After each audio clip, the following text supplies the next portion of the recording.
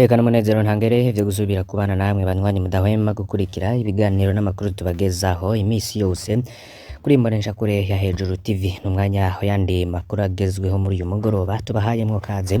Turi ku wa gatandatu kw'itariki ya gatandatu kwezi kwa kane 2024, tukaza kwibanda ku makuru menshi ariko aravugwa hari ashingiye muri kahise ku Burundi, hari naho tuza kwibanda ku buryo urambuye. Turaza kubagezaho kandi n'izindi nkuru zivugwa mu gisata c'umutekano hamwe n'indero.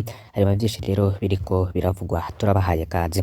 Bari mu Burundi, bari mu ntara zigiye zitandukanye no mu bisagara turabaramutsa, bari mu bice bitandukanye mu bihugu bihana imbibe n'u Burundi namwe turabaramutsa kandi turabahaye kaze. N'abari mu bice bitandukanye ku mugabane wa Afurika mu gice c'ubuseruko, ic'ubumanuko, ic'uburengero hamwe n'uburaruko turabahaye kaze ntimuze gucikwa.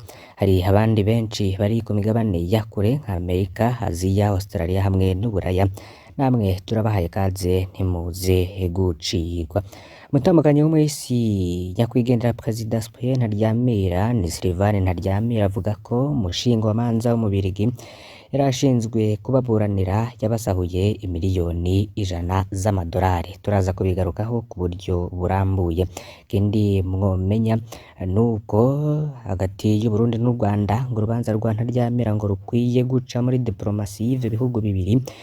Olivier Nkurunziza arongoye umugambwe Prona abona ko kugira hamenyekane umuco ku urupfu rwa Cyprien Ntaryamira yahoze arongoye Burundi ngo hakenewe imigenderanire hagati y'igihugu c'u Rwanda n'u Burundi. Navyo tukaza kubigaruka ko mwumvirize byinshi bigiye bitandukanye kuko ngene Sylvain Ntaryamira yoba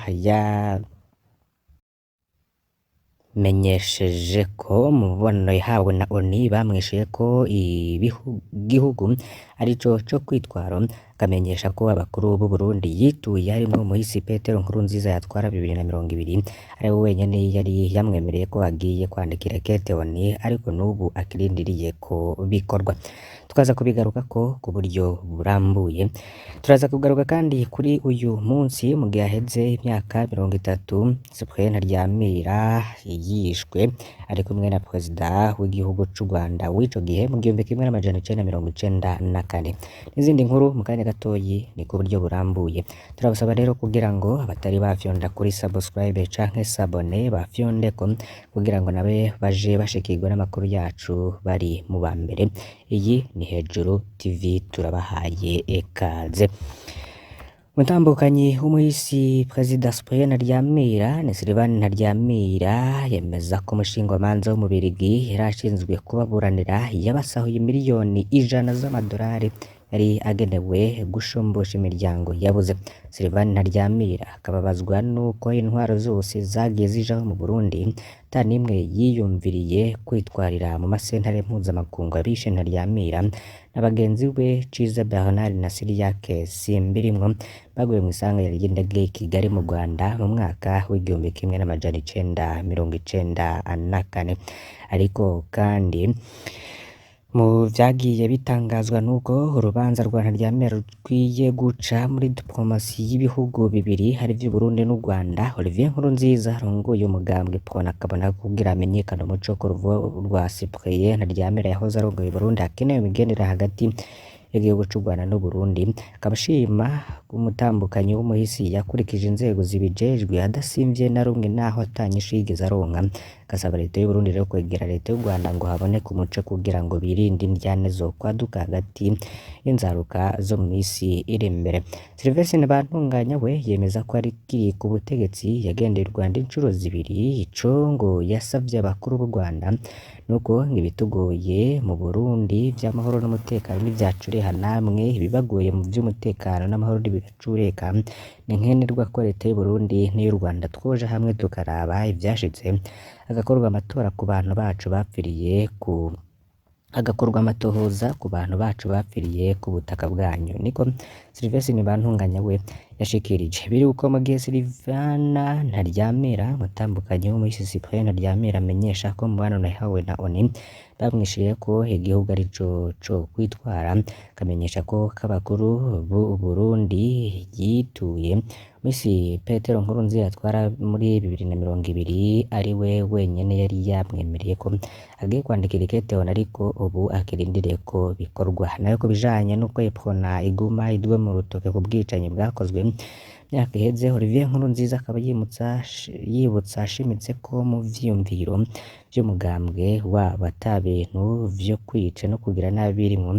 Avuga ko umugambwe ataco bazwa kuko wari wasubije ubutegetsi mu mahoro n'umutekano, uremera ko intahe ishize, akagira ati umugambwe n'abadasigana nk'umugambwe nta kuntu woshobora kubazwa ivyo bintu ngo wongere wice umukuru w'igihugu, ariko hakaba hari umudasiganwa yarimwo bamukurikirane hakore ubutungane kandi atawe barenganije.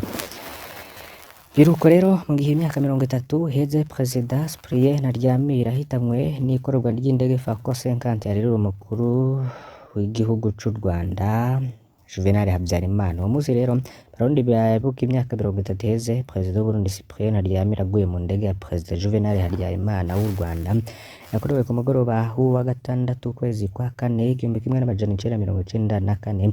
Ku bakiri bato rero ntankeka ko ikibazo ari ingene Perezida w'Uburundi yaguye mu ndege ya Perezida w'u Rwanda kandi nawe yari afise indege yiwe. Muri ino myaka rero biramenyerewe ko Perezida Ndayishimiye atagira indege imwunguruza. Mu 1994 siko vyari bimeze. Umukuru w'igihugu yari afise indege nziza mu bwoko bwa Falcon 50 amwunguruza, ariko uwo musi iyo ndege yari hanze y'igihugu gusuzumwa nk'uko vyakorwa buri mwaka. Hariho n'iyindi ndege ishiramwe Air Burundi, ivyo bikaba bivugwa ko hariyo yari yajanye Perezida Ntaryamira muri Tanzania. None vyoba vyaragenze guto ngo ntayitahemwo? Reka navyo tubibanyuriremwo.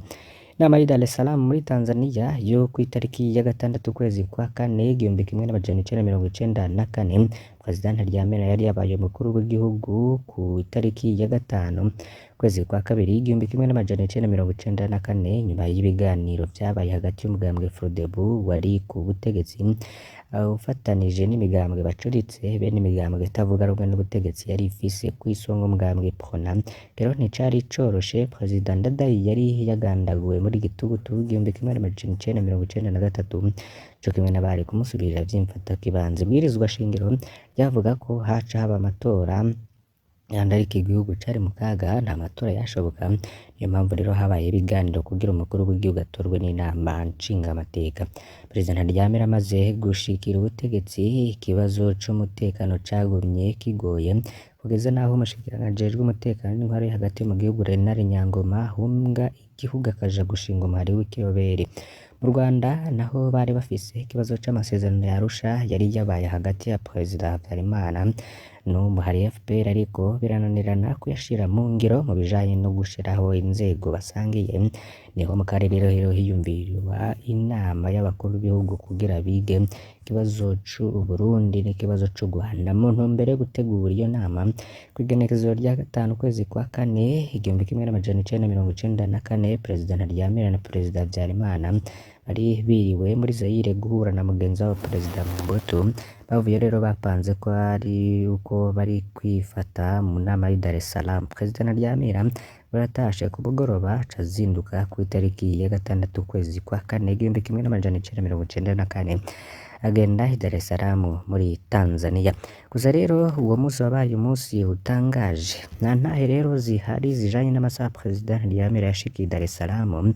Ntahe zihari zijanye n'urugendo rwa Perezida Habyarimana, cane cane intahe y'umwe mu bari bajejwe umutekano w'izo ntahe rero zerekana ingene uwo musi wabayemwo ibintu vyinshi bitangaje.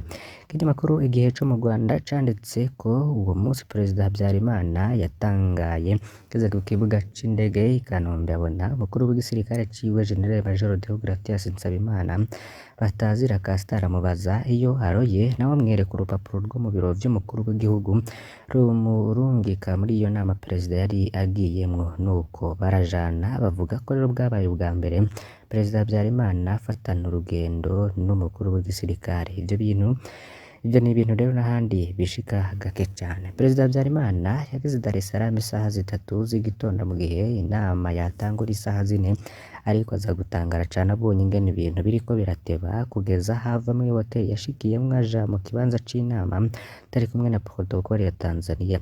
No mu kibanza c'inama asanga ibintu ntibiteguye. Inama rero yagiye gutangura hafi isaha 6 z'umurango.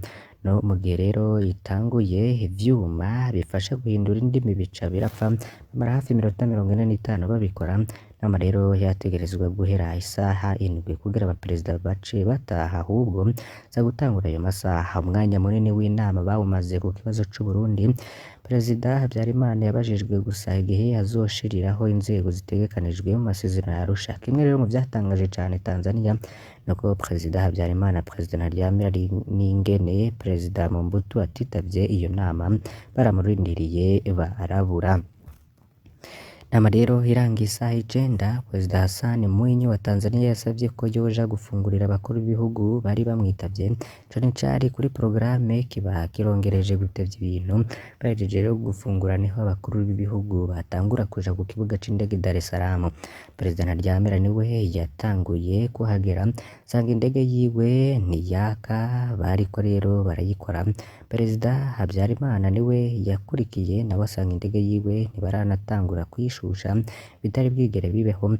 Ako kanya rero niho Perezida Hassan Mwinyi yamenyesha abakuru b'ibihugu ko itangazo risozera inama ryari ryatevye, abasaba rero gutenyenya kugira ngo baginde barishizeko umukono. Nuko rero haba harabonetse ikindi kibatevya. Imbere gato y'isaha 11 niho Perezida Habyarimana yaje akorera indege, aca asaba Perezida Ntaryamira ko bogenda bajanye, maze indege ikageza Habyarimana Kigali, ikaca ibandanya Bujumbura. Habyarimana yasize bamwe mu bajejwe umutekano we kugira ngo aronke ibibanza vy'abarundi 3, hari Perezida Ntaryamira be n'abashikiranganji Bernard Ciza na Seyake Simbizi. Perezida Ntaryamira yuriye indege ya Perezida Habyarimana ata murundi n'umwe ajejwe umutekano wiwe bajanye, ivyo ni akataraboneka navyo.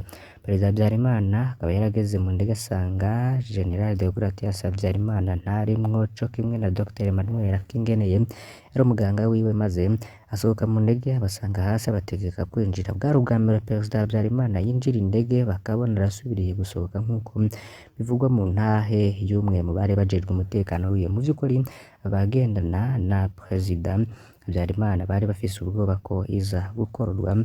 Umufaransa rero Yayinyonga yari yasavye ko uwo mugoroba bosivya urugendo canke bakaja kururukira i Goma muri Zaire. Perezida Habyarimana akaba yaravyanze. N'umufaransa yari yafise amakuru ko bashobora kuza gukororwa, navyo vyoba vyari vyatumye Deo Nsabimana na Emmanuel Akingeneye nabo nyene batinya kuja muri iyo ndege. Iyo Falcon 50 yararashwe yarireruye Perezida Habyarimana na Perezida Ntaryamira yageze i Kigali nyuma gato y'isaha 2 z'ijoro. Magerera indege yariko yegereza ikibuga c'indege ca Kanombe niho yaraswe ibisasu 2 vyo mu bwoko bwa misile, kimwe kirayigema. Indege itangura gusha ikiri mu kirere. Ikirimba ca Perezida Habyarimana cari hafi y'ikibuga c'indege ca Kanombe. Isigarira vy'indege n'ivy'abari bayirimwo vyaguye mu rugo no hafi yarwo.